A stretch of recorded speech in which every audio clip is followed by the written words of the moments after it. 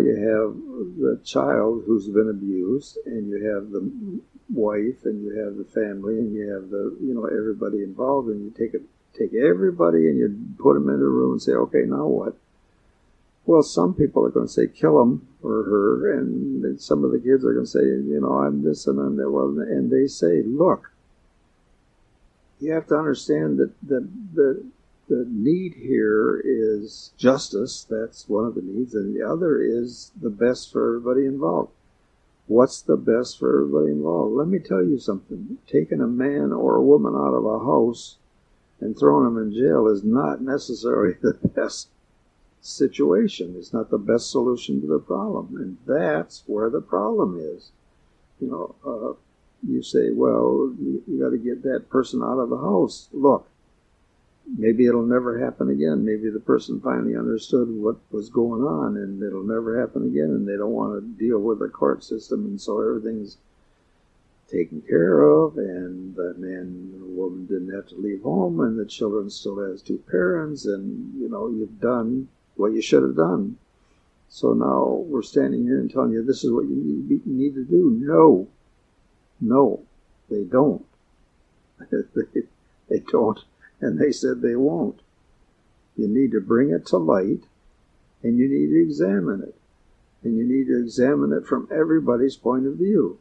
And then you need to make some decisions as to what you're going to do. Leave it alone. Leave it just like it is now. It's tolerable. It's not good. I mean, it's horrible for the kid, but there are things that you could, counseling and things that you could do that would take that away. And the abuse of those who look at that person and say, shame on you, those people could be educated and counseled. There's a lot of things that could be done, but the point is that you have so much dominion, you have so many people that are using their emotion and so on and so forth, that you don't take a look at what's actually happening.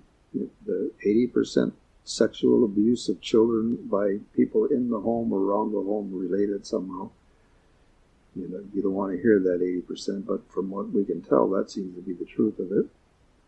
That's the one thing. And then the taking of the parents away from the children, that's another thing. And pretending to do better for the child by taking them out of the home, wrong. 90% of the time, that's wrong. That's not true. The child isn't better off. You have to look at the whole thing.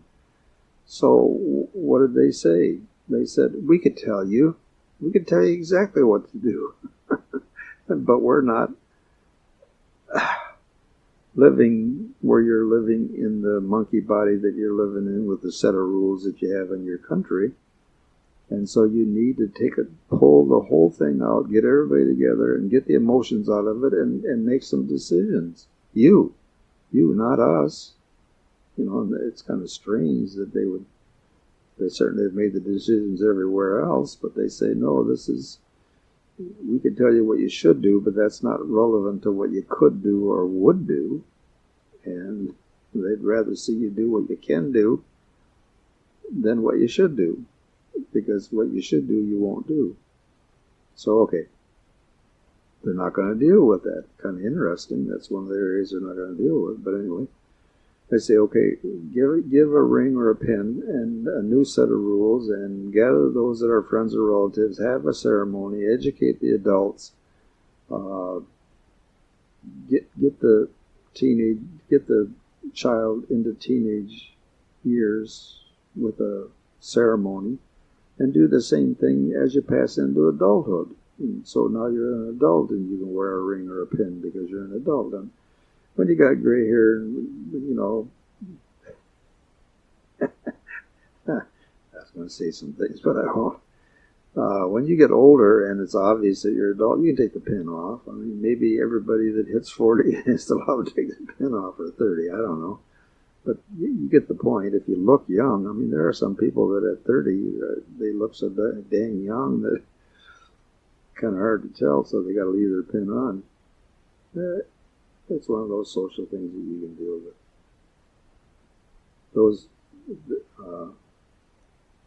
And so they say, so now comes the different part. Those who reach puberty will soon know that there's a change in their life. Those who have to live with those children that have changed will soon also know it.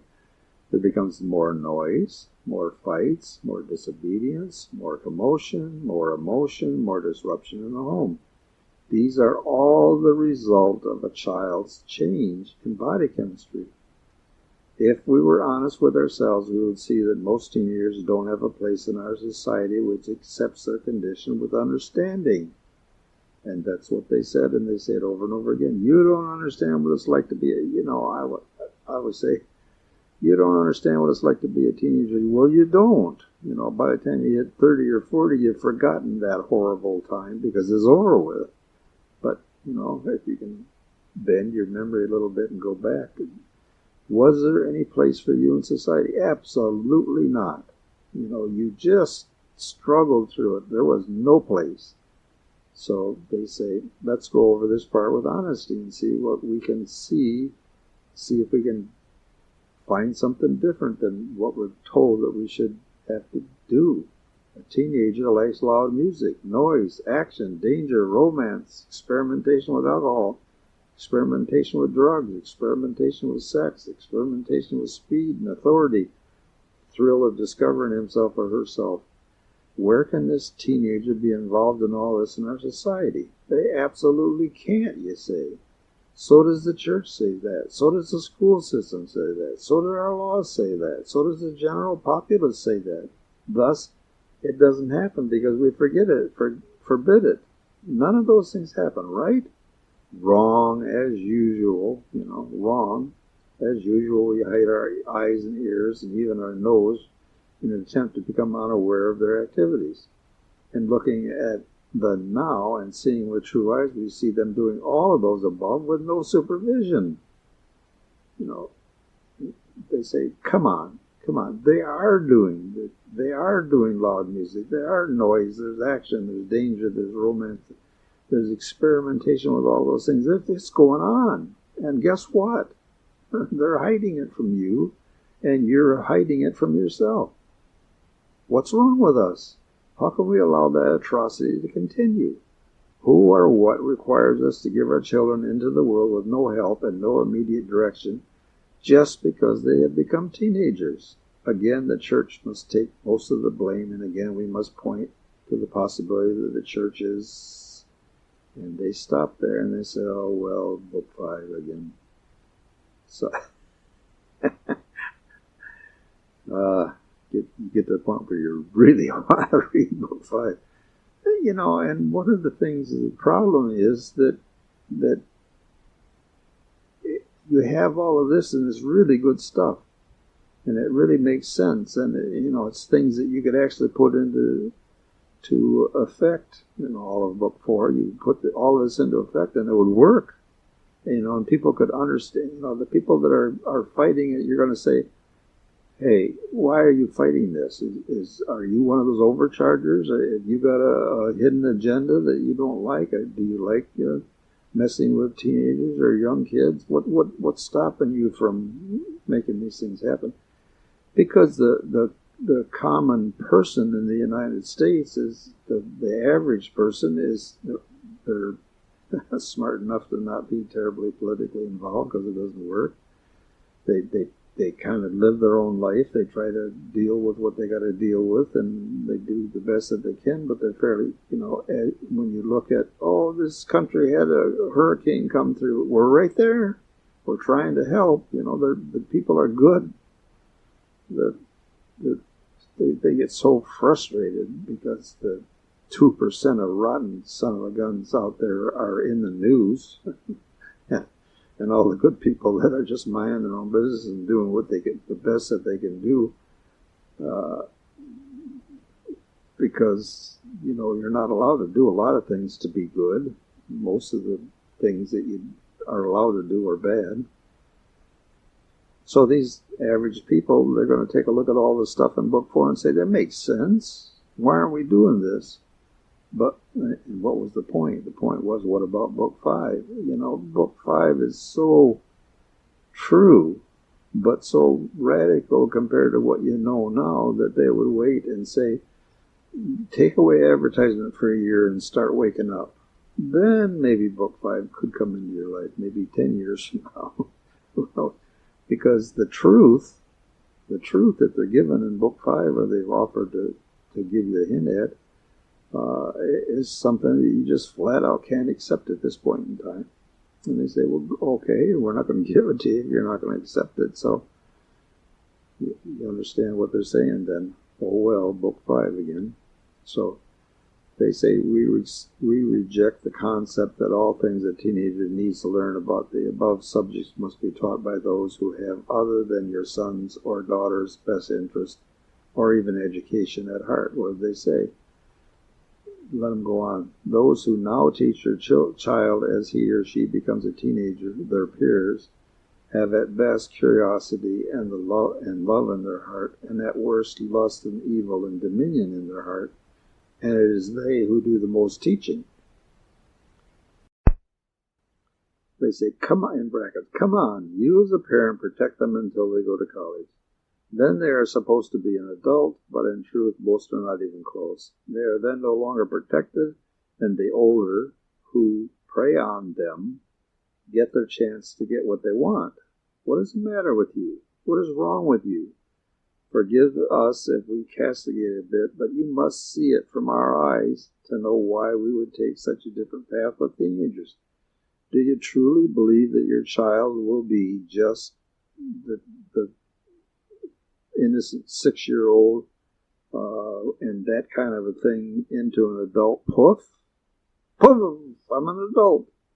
Do you truly think that they need no education to become a teenager? Do you truly believe that the religious education will hold them against the sweep of information and temptation offered them? Come on. But what are they saying? Come on, parents. Do you honestly look at what you've done? The best of you have kept bad televisions from your children and bad things on the computer from your children, and they're growing.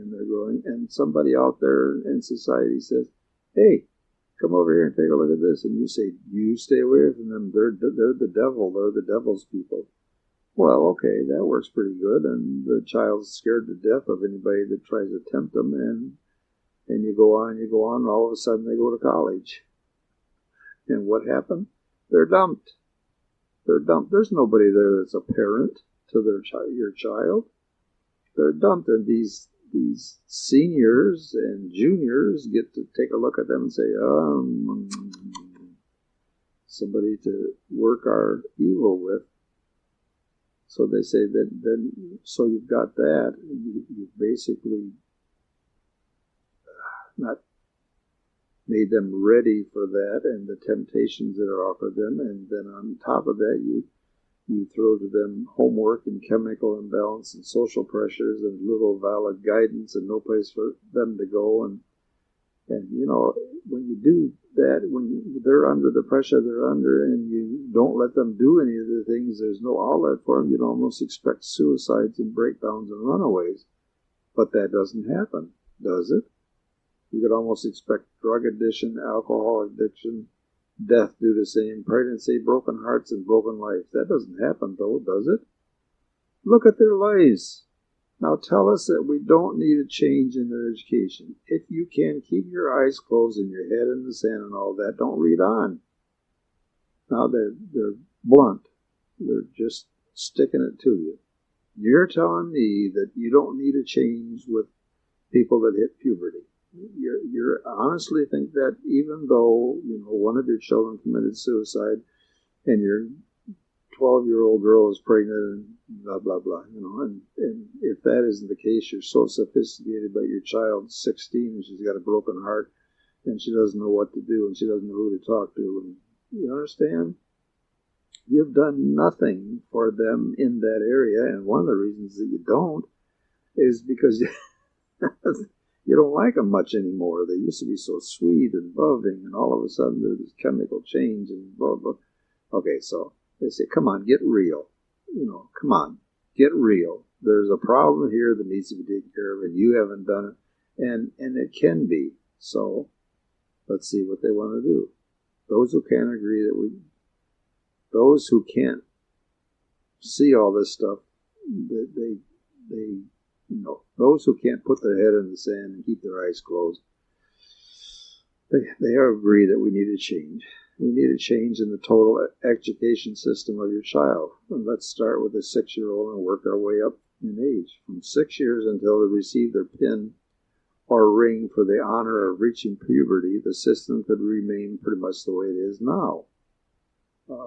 You understand they would have real teachers and they would be taught real life subjects, but the system could stay somewhat the same.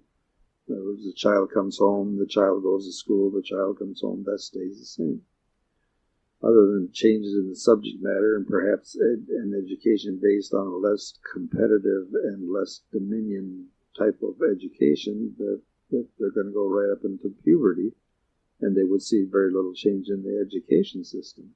Then, and they also point on those who passed on into adulthood, where the adult pin or ring would be given an opportunity to continue their education if they qualify.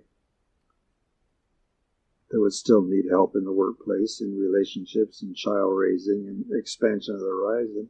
And those things, they say, should be available. Adult education should be available for life. Education instead of work. Education instead of work? No. That they went into that before, and they go and do it again, because that some people are just going to go on educating themselves and not working. They say no. If you're moving toward, if there's a goal plan for you and you can see the end of it down the road, but you need education, then following that and continuing to qualify in that field, that's okay. In other words, you're learning how to do something and you're progressing with it, and when you get done, you'll be in the workforce in a better position.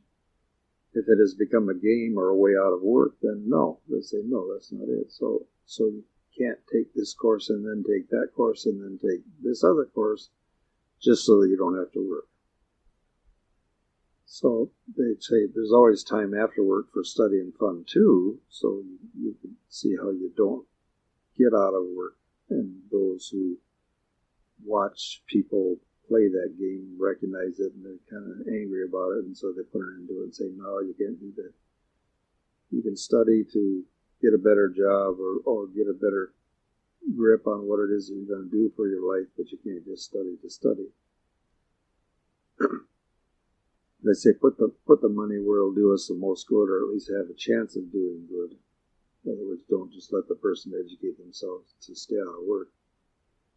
So again, the adult would see the different subjects and better learn about the world out there, but other than that, there would be little change needed. So we have the person who's not in puberty, pretty much the same, except the courses will be different and the school will be a little different. We have the adult who's continuing on with adult education, but not too much change there in terms of the structure of things. And they say that leaves us with the child reaching puberty and the crazy time for that teenager. Here's where the big change should come. This is where the resistance comes. And this is where resistance comes from the do-gooders, and in this case, a lot of times the religious people. We must create a place for our teenagers where they can belong. They don't all belong at home. If we could see ourselves as monkeys rather than pretend civilized human form, we would happily remove them from the home and cast them out in the cruel world on their own. If they were monkeys, real monkeys, we would well recommend that course if you were all monkeys out there and had no dominion in your heart. Alas, that isn't so, and so we need something else. What did they say there? They said that one time before, too. If you were animals, then there is a system. You get to look at animals out there, and from a human point of view, you see what they're doing, and that's got to stop them. From an animal point of view, everything moves along the way it should. The animals kill to eat, and the animals eat plants, and the animals do what animals do, and everything works just fine as long as the humans aren't involved. And so they say, now, if if that was the case, if they were monkeys, if they're teenagers, you'd kick them out of the home, and what would they do?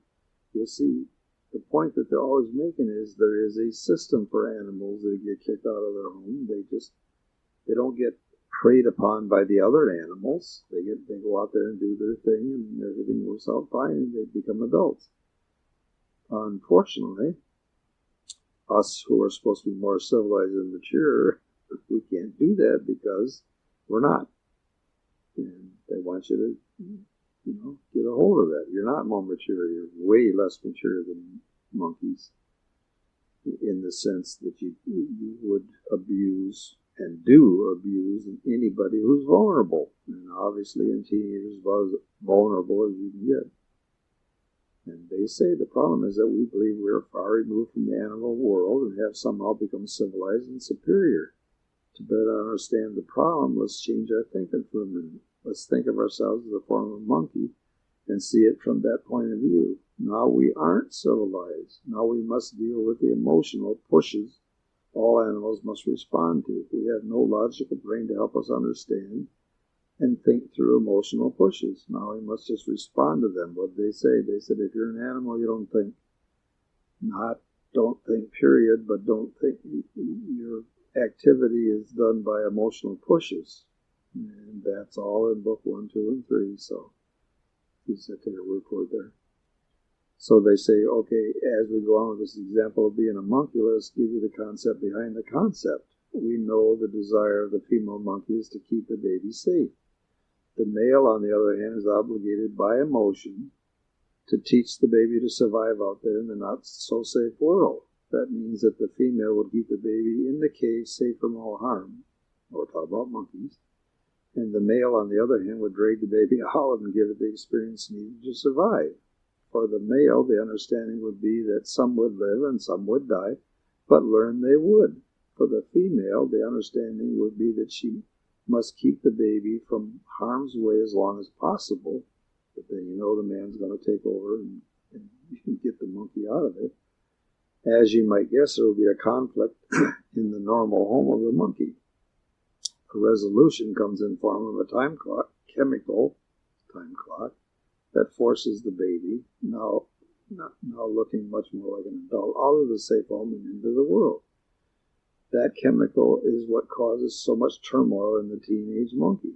That chemical is designed to force the parent to kick the teenage monkey out of the safe nest and into the world. That is the intent and the normal response. Let us repeat that fact. It is normal to want to kick your teenage child out of the house and into the world. Stop the pretense. In many of the higher forms, the younger ones are removed in the same manner using the same normal chemically timed process. The young ones must be removed from the home to become adults and fend for themselves. Were that process removed from the system, how many young monkeys would leave the safe, warm, comfortable home to seek life of their own? We think only a few, and they would be fools. We think with this understanding you can see the need for the chemical intervention that forces the youth out of the home and into the world.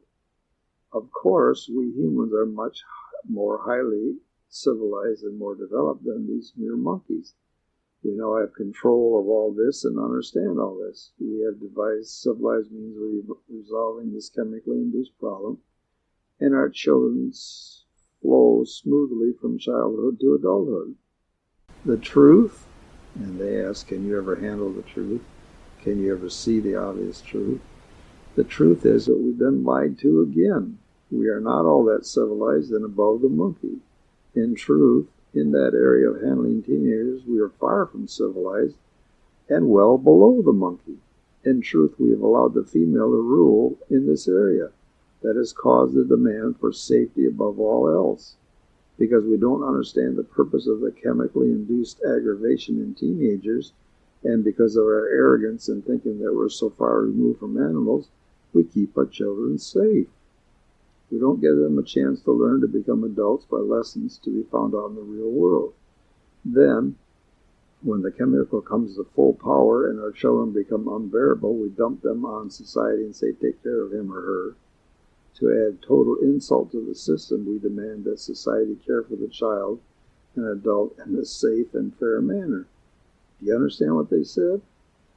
They said, you don't get it. You don't understand what's going on. You have allowed the mother to rule that the child will be safe. You then get to the point where the chemical workings are so strong that the child becomes unbearable, and then you dump them on society and say, take care of him or her. And to add total insult to that system, where you demand society take care of them, you tell society that, oh, by the way, you have to make sure that the way you take care of them is safe and fair. So, total failure there, total failure. And if you look around, go talk to a teenager, they'll tell you, total failure. You've absolutely failed totally. You don't get it. How teenagers get through, and a lot of them don't. But how in the world any of them do is beyond us.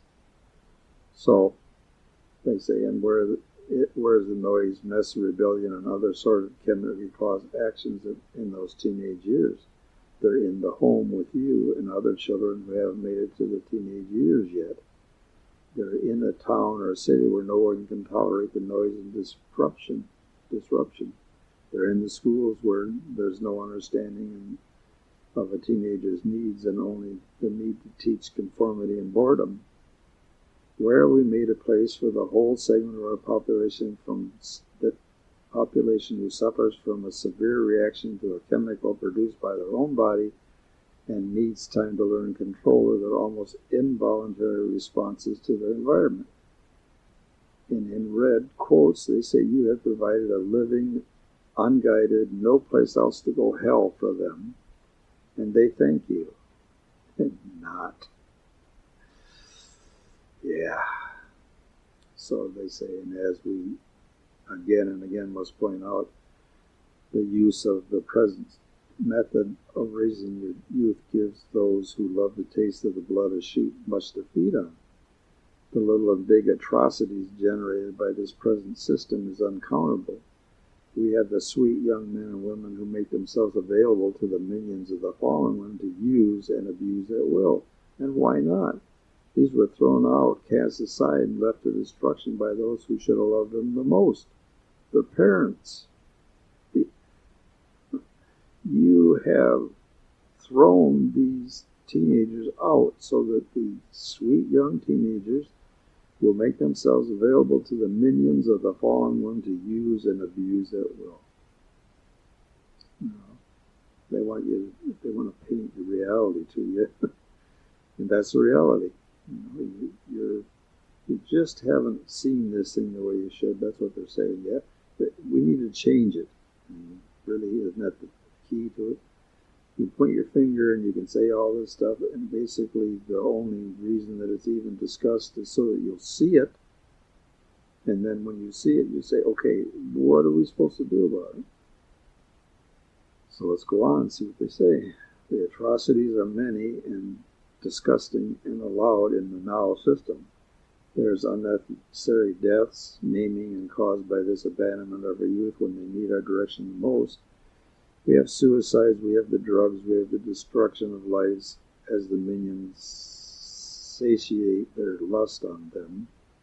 There's much more that we see, but you get the idea. The lies are that we are continually fed seem coincidentally to result in all manner of new atrocities.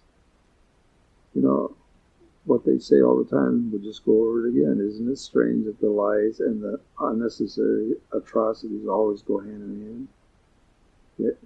They're saying that all the time. Here they're lying to you about what you should do with teenagers, and they get, these great, wonderful atrocities because you believe it. They say it's almost as if the two are connected somehow, and then in quotes, feed me. After all, I am your God. And then in brackets, Book 5. And so they say, okay, so how should it be for the teenager? For them, we need a place set apart from the real world. The best choice would be a place in the country set off from civilization.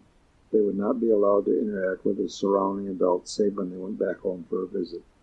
The second choice, the first choice, you got all these city kids. I don't know how you're going to get them out in the country, but if you could, good. And we'd be glad to pay for that, and that's what we should be doing. The second choice would be buried, fenced off from the rest of the city. In either of these two places, the teenagers would be exposed to all those things that teenagers are exposed to now, with one major exception. They would be guided. There will be a designated routine that teaches them what they must know to become a total adult. There will no longer be random, boy, I hope they make it attitude. We will plan the total education. Well, now that's different. Okay, what did they say? They said that we now have a teenage camp. Okay, we got a camp in the city fenced off so that no adult can get in, no child can get out. So they say, okay, we have a teenage camp. This camp will be run by people who understand the need of teenagers and understand the need for discipline. Oh boy. Sorry, moms, but they need discipline, both kinds, self and inflicted. They will understand that that teenagers come from whatever life they have led into the maelstrom of chemical disruption of puberty, and they will understand that these are the people that are taking care of running the camp, if you will. They will understand that the teenager's life has taken a new direction and new meaning, as boys find girls and girls find boys. They will understand that the chemical changes force the teen into actions and noise and uncontrollable energy and emotion, unpleasant physical changes, conflicts, new desires and needs. They will understand how all that can be used to guide the teen through these horribly wonderful years. Now, these counselors, these people that are running these camps, understand all that. You hire them, you hire the ones that do understand that. So these counselors then will be in charge of the lessons and education of our teens. What will we see in these camps? We will see discipline in the form of regimented life ruled by those who run the camp. The teen will learn how to eat well and only well. There may be junk food and ads on TV to seduce them into eating that junk, but there will also be rules and discipline, guided discipline, that prevents them from eating the same junk. There will be times of noise and dance and action. There will also be times of enforced quiet, thought, and the understanding of how to get from one to the other at will. What did they say? They're going to teach the teenager how to get from all this noise and all this dancing and all this activity to a time of enforced quiet thought. They're going to teach them how to do that. It's not as though we don't need that, I guess. There will be work there. It is now, if it hasn't already been, that the teen will learn physical work. He or she may never again do physical work, but he or she will know what it's like to do physical work. It will be guided and tailored for the physical condition of the teenager, but it'll be hard physical work, and they'll learn. Why are they going to do that? Because there are some kids that have never worked, and there are some kids that never will work, the rich ones, and they don't know what it is that they're putting their employees to, and so they're going to learn right here. Good idea. So they go on and say there will be physical development, and the physical development and the discipline learned as they are taught to control their bodies. There will be physical development, and they'll know what that's all about, and they'll learn how to control their bodies, like football and basketball and running and jumping and diving and those kind of things. That's what that is. That's what that's for. They need to get control of their body, and so when they swing their foot out, it goes where they want it to go. They'll learn boxing. They'll learn, whatever it takes to understand that here's a machine, here's a car that they're driving, as they would say it. You need to know how to drive. You need to know how to run your body. You need to know what it'll do if you do this and what it'll do if you do that. And we kind of try to teach that, but we don't do it specifically for that reason. Maybe they're taught dance. Okay, guys, lighten up.